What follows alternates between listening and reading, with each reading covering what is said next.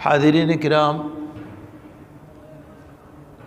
آج یہاں پر عرس شریف کی محفل منعقد ہو رہی ہے۔ رجب کے مہینے میں 10-11 تاریخ کو حضرت مفتی اعظم امام اہل سنت حضرت شاہ محمد مظہر اللہ رحمۃ اللہ تعالی علیہ بہت پابندی کے ساتھ عرس شریف کی محفل منعقد فرماتے تھے۔ سید حضرت امام علی شاہ کا عرس،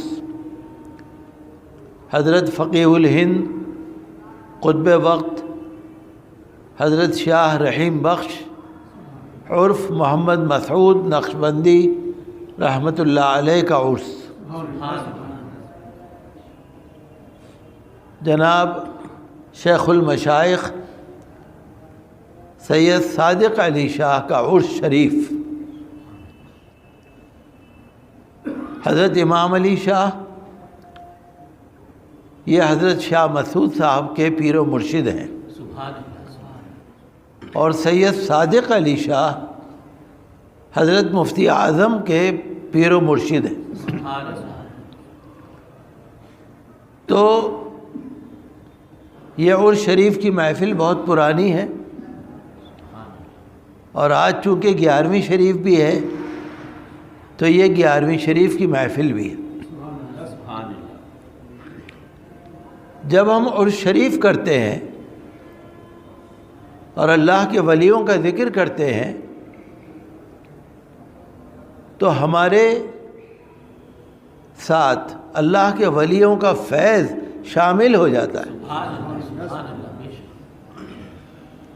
اللہ کے ولی بہت ہی عظیم روحانی مخلوق ہوتے ہیں جن کو اللہ تبارک و تعالی اپنا خاص تقرب عطا فرماتا ہے۔ حدیث شریف میں آتا ہے کہ حضور صلی اللہ علیہ وسلم نے فرمایا کہ اللہ تعالی نے یہ فرمایا ہے، من عادی لی ولیا فقد آذنتہ بالحرب، جو میرے ولی سے دشمنی کرتا ہے اس کی مجھ سے لڑائی ہے، اللہ تعالیٰ فرماتا ہے۔ اللہ کے ولیوں کا ذکر قرآن کریم میں بھی ہے،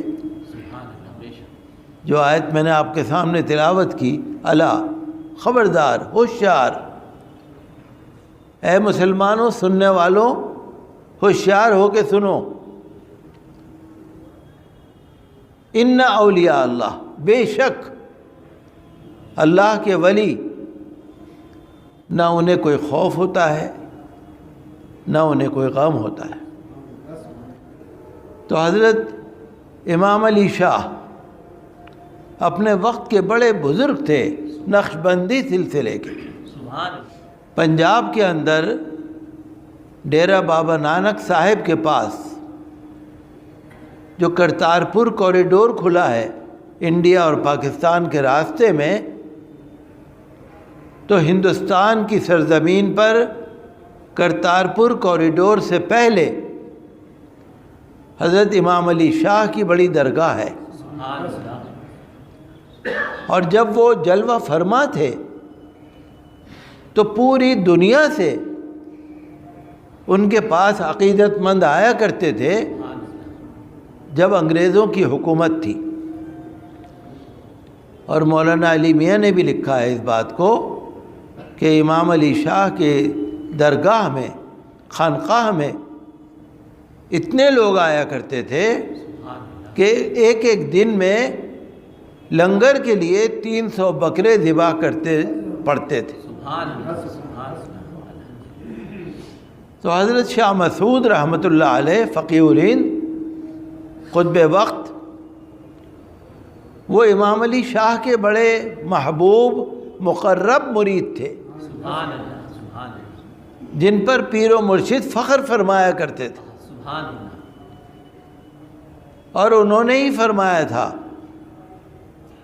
کہ اب ہم نے تم کو اجازت دے دی، اب تم جا کے مسجد فتح پوری کی خدمت میں لگو۔ جیسے آپ نے سنا ہوگا نا کہ پیر و مرشد کی صحبت میں مرید چاہتا ہے کہ میں ہر وقت رہوں۔ حضرت خواجہ غریب نواز رحمۃ اللہ علیہ اپنے پیر و مرشد کی خدمت میں 20 سال رہے، 20 سال تک پیر و مرشد کا بستر اٹھا کے چلتے رہے۔ تو مرید تو چاہتا ہے کہ میں پیر کے ساتھ رہوں، لیکن پیر دیکھتا ہے کہ ان کی کیا خدمت کہاں پر یہ کر سکتے ہیں۔ ان کی اجازت سے یہاں پر فتح پوری مسجد کی انہوں نے ذمہ داری پوری سنبھالی۔ حضرت شاہ مسعود رحمۃ اللہ علیہ کے صاحبزادے بھی تھے مولانا محمد سعید، جو حضرت مفتی اعظم رحمۃ اللہ علیہ کے والد ماجد تھے۔ دوسرے لڑکے تھے مولانا احمد سعید، تیسرے لڑکے تھے مولانا مفتی عبد المجید، چوتھے لڑکے تھے مولانا مفتی عبد الرشید، اور 5ویں لڑکے تھے حافظ حبیب اللہ۔ تو ان کا ارادہ یہ رہا ہوگا کہ میں پیر و مرشد کے ساتھ رہوں اور یہاں پر ان کے صاحبزادگان خدمت انجام دیں۔ انہوں نے فرمایا کہ نہیں، آپ دہلی جائیے۔ تبھی سے یہ خانقاہ شریف اعلیٰ حضرت امام اہل سنت علیہ رحمت و رضوان کا عرس شریف 102 ہے، اور شاہ مسعود کا عرس شریف 132واں ہے۔ نعرہ تکبیر، نعرہ رسالت، پیر طریقت۔ امام اہل سنت اعلیٰ حضرت سے پہلے یہاں پر یہ سلسلہ جاری تھا۔ سبحان اللہ۔ تو یہ بہت عظیم خانقاہ ہے نقشبندی سلسلے کی، یہ مرکز ہے۔ یہاں سے علم و فضل کا دریا جاری ہے۔ لیکن خلوت نشینی میں ہمارے بزرگ رہتے تھے، خلوت میں رہتے تھے، نہ کسی سے ملنا، نہ عوام میں رہنا، ہمیشہ اللہ اللہ فرماتے تھے۔ حضرت شاہ مسعود رحمۃ اللہ علیہ کی بڑی کرامتیں ہیں۔ جب ان کا وصال کا وقت قریب آیا تو اپنے صاحبزادے مولانا عبد المجید سے فرمانے لگے کہ میرے کفن دفن میں جو خرچ ہو وہ کر لینا، 3 دن کے بعد کوئی صاحب آئیں گے، وہ تم سے پوچھیں گے خرچہ، تم ان کو بتا دینا، وہ دے دیں گے۔ 3 دن کے بعد حضرت شاہ مسعود کے وصال کے بعد 3 دن کے بعد ایک صاحب آئے، نقاب پوش تھے، نقاب ڈلی ہوئی تھی، دستک دی گھر پہ، پوچھا کہ شاہ مسعود کے کفن دفن میں کیا خرچ آیا؟ انہوں نے بتایا، انہوں نے وہ پیسے دیے۔ جب جانے لگے تو ایک مرید پیچھے پیچھے ہو لیے، کہنے لگے سرکار یہ تو بتا دیجئے کہ آپ کون ہیں، کہاں سے تشریف لائے ہیں۔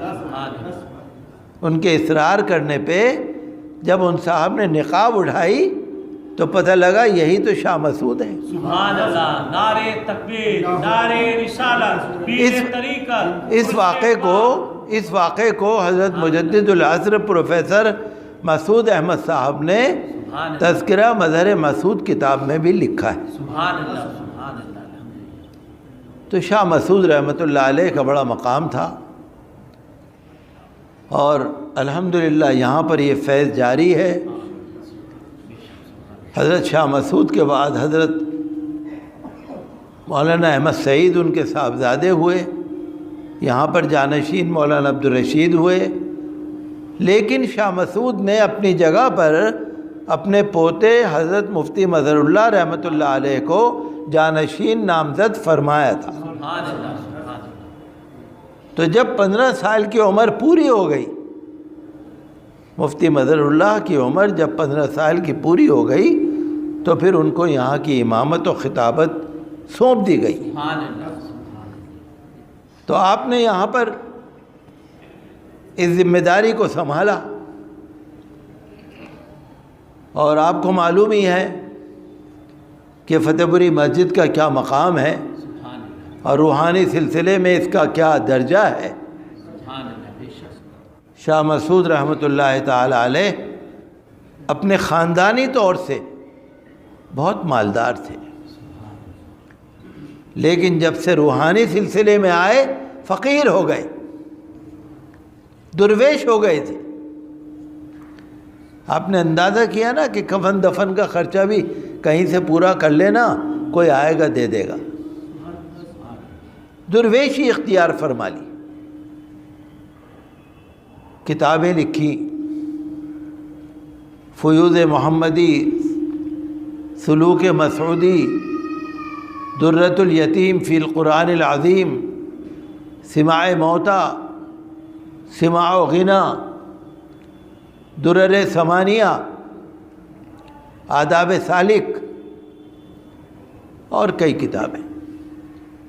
جب آپ تفصیل سے پڑھ کے دیکھیں گے تو آپ کو لگے گا کہ پیری مریدی آسان کام نہیں ہے، یہ بہت مشکل کام ہے۔ پیر و مرشد کے بتائے ہوئے راستے پر چلنا اور شریعت کے راستے پر چلنا یہ بہت مشکل کام ہے، آسان کام نہیں ہے۔ تو ہمیں بزرگان دین کے فیض حاصل ہوتا رہے، جب جب ہم ان کی یاد کرتے ہیں ہمارا ان سے رابطہ جڑ جاتا ہے، سبحان اللہ روحانی سلسلہ۔ سبحان اللہ جب دنیا کے بنائے ہوئے سلسلے چلتے رہتے ہیں، آپ دیکھیے یہ لائٹ جل رہی ہے، لائٹ کا جو